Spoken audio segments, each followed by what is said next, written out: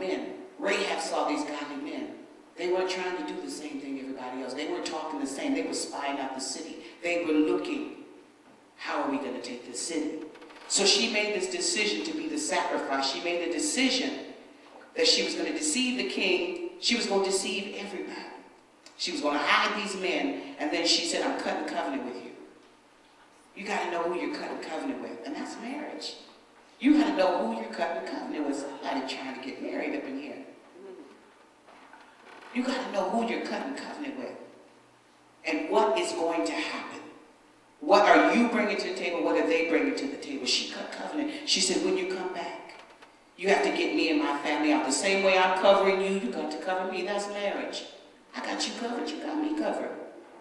I care more about you right now, covering you. But when you come back, you need to care about me. That's marriage. That's a happy marriage.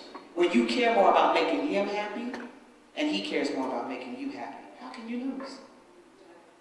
But when you're, oh, you got to buy me something, you got to take me somewhere, you got to give me this, you just a broke man. You're going to wake up, that broke man going to be gone.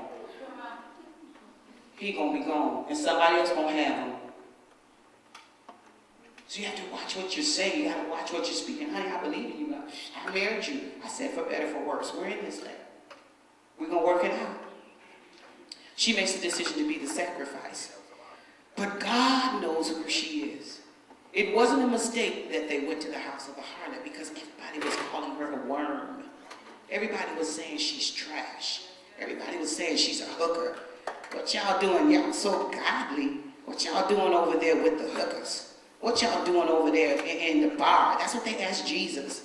What you doing over there? What you doing with the cussing fishermen? What are you doing over there? Building the church. Finding the church. Finding the lost. Redeeming the lost.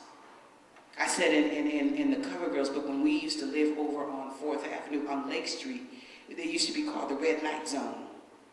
And how, you got a red light up in your window or whatever, that means come on in for business.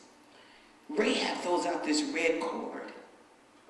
And that cord means this is the way in and this is the way out. She used that cord to let them down off the wall.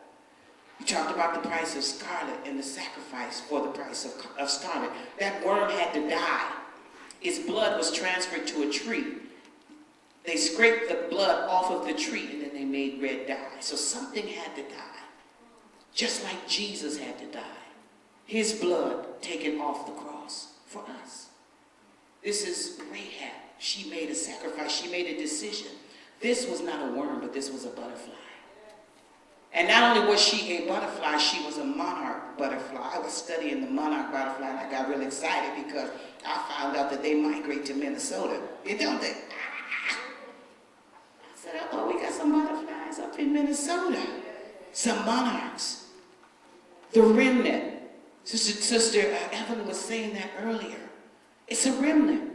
It's not the masses. It's a remnant that God is raising up. It's the hungry ones. It's the ones that get up on a Saturday and press their way to come and see what the Lord is saying. Rather than I think I'm going to sleep in late or this is my day off. I'm going to come and see. I'm going to come and spend the day with God and see what God is saying. I want him more than I want anything else.